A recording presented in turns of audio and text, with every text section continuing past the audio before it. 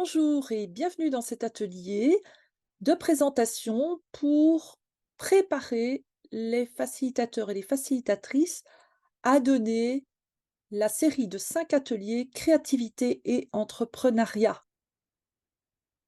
Alors, dans cette présentation, nous allons voir les objectifs de ces 5 ateliers, ce qui est important à savoir avant de commencer un atelier, les thèmes des 5 ateliers, l'importance du cadre, l'importance des débriefs, la théorie avec les vidéos, le tour de table final, que faire après ces 5 ateliers, et puis pourquoi c'est important de célébrer en dansant.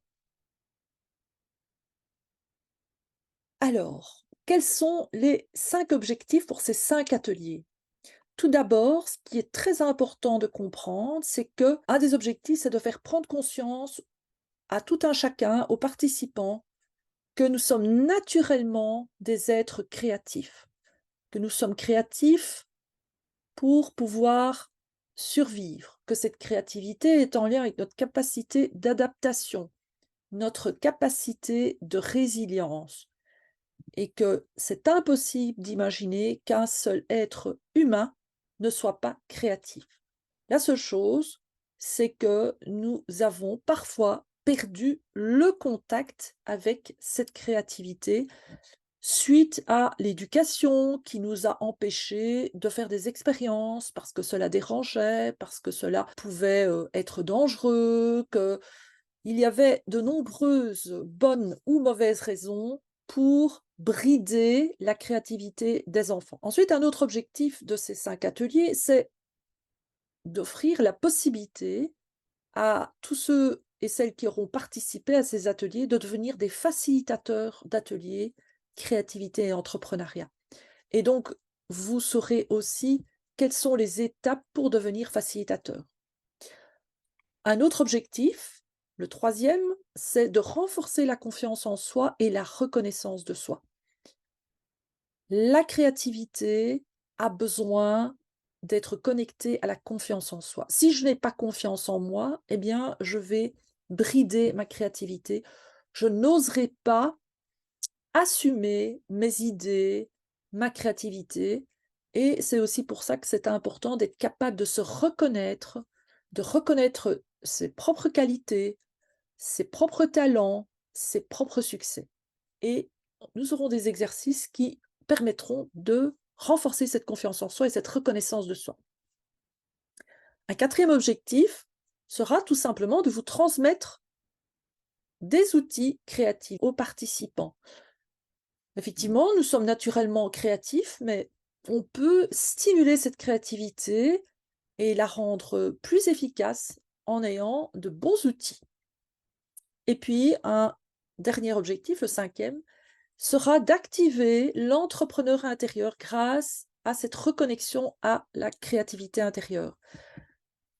Il est impossible de devenir un entrepreneur si on n'est pas connecté à notre créativité. Les entrepreneurs sont des personnes imaginatives, pratiques, créatives, qui arrivent à transformer une idée en un projet, un service, une action, une entreprise.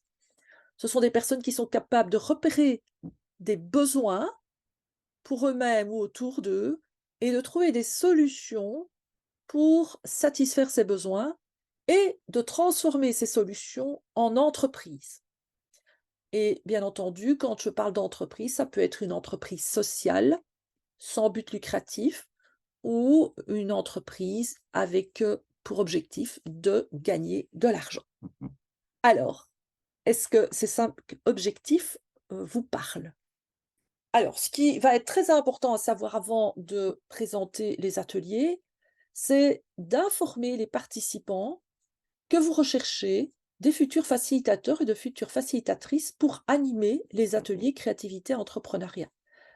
Donc l'objectif de cette série de vidéos, ce n'est pas que ça se fasse une seule fois, mais que ça se répète et se répète et se répète pour contaminer toute la population qui vous entoure à cette créativité. Et imaginez ce que cela peut créer comme changement environnemental, sociétal, économique, si tout un chacun se reconnecte à sa créativité et entreprend grâce à cette créativité. Alors, les 5 étapes pour devenir facilitateur vont être 1, bien évidemment de participer activement une première fois aux 5 ateliers. Ensuite, de revenir, de refaire l'atelier en amenant des amis et des copains. Donc vous allez aussi chercher des personnes qui vont, faire la publicité de l'atelier. Puis, autant refaire l'atelier en ayant un rôle dans ces ateliers et être assistant est la meilleure façon d'apprendre à faciliter les ateliers. Puis on va permettre de faire une fois la facilitation, mais en étant accompagné par un facilitateur qui est expérimenté. Et puis la 5e étape, c'est de voler de ses propres ailes et de répandre le message autour de soi et de reconnecter un maximum de personnes à la créativité et de permettre aussi à une grande partie de ces personnes qui sont reconnectées à leur créativité à créer des entreprises, des solutions pour, la communauté, pour l'économie, pour, la santé, pour le logement, pour tous les secteurs de la vie quotidienne.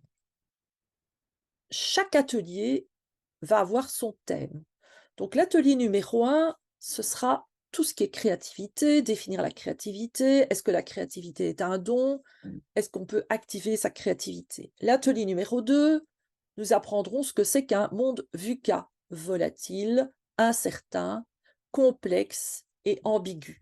Qu'est-ce que c'est ça et en quoi un monde VUCA travaille main dans la main avec la créativité?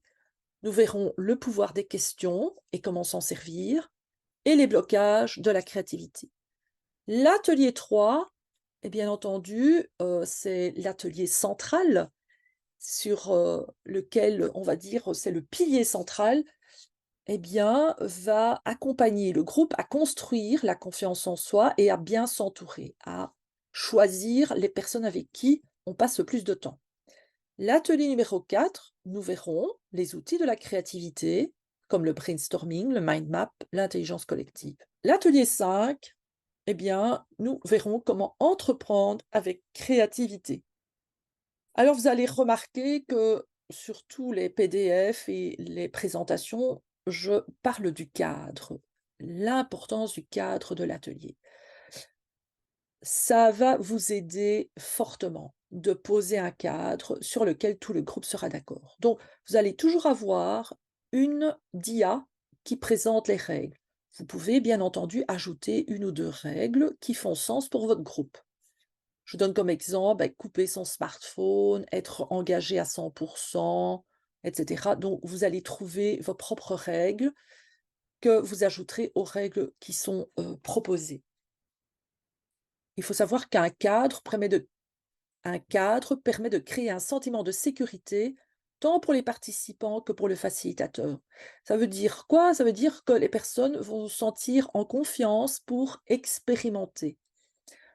Ils sauront aussi en quoi consiste cet atelier, que c'est un espace d'exploration et qu'il y aura un engagement à ne pas, se couper la parole, à, ne pas donner, son avis, pour un oui ou pour un non ou à intervenir et voilà, à empêcher la personne de développer sa pensée et puis surtout, vous verrez qu'il y a aussi, tout ce qui est, rigolade, moquerie. Bien entendu, c'est important que nous travaillions dans la joie, la bonne humeur, mais qu'il n'y ait pas un sentiment, de moquerie qui pourrait humilier ou faire, remonter une gêne, une honte à s'exprimer. Alors, moi, ce que je recommande, c'est tout au début, c'est de toujours demander si tout le monde a compris le vocabulaire avant de s'engager. Donc si les personnes n'ont pas compris le vocabulaire, eh bien, c'est, de voir ensemble et que signifie ce mot, que signifie cette phrase, que signifie cette règle, avant que la personne ne s'engage.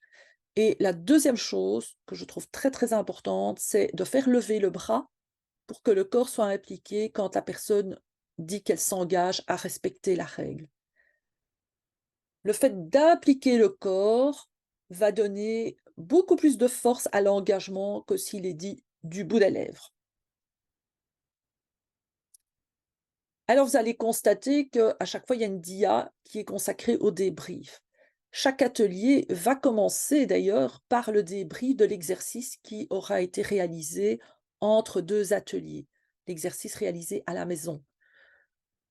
Ce processus, exercice et puis débrief sera conclu par un peu de théorie que je proposerai parfois sous la forme d'une vidéo.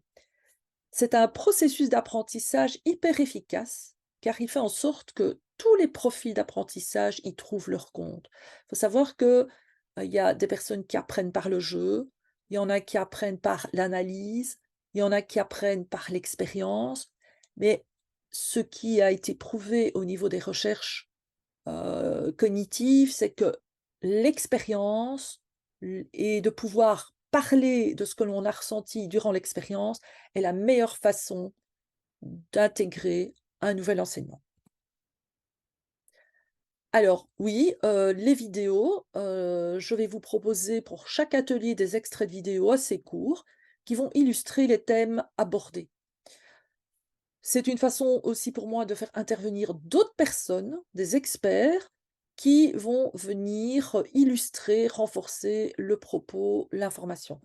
Les participants vont aussi mieux intégrer un message vidéo parce qu'il stimule à la fois l'audition et la vision. Et je dirais que vous pouvez toujours demander à ces personnes de faire un petit résumé de cette vidéo. C'est une bonne façon aussi de retenir l'information. Chaque atelier va se terminer par un tour de table final. Qu'est-ce que ça veut dire? Ça veut dire que pendant 90 minutes, 90 minutes, tout le groupe va vivre différentes expériences et le niveau d'attention va changer pendant ces 90 minutes. Parfois, parfois le niveau d'attention sera plus intense et parfois sera moins intense. Les personnes seront plus présentes à certains moments et moins présentes à d'autres moments. Et qu'est-ce que ça va faire?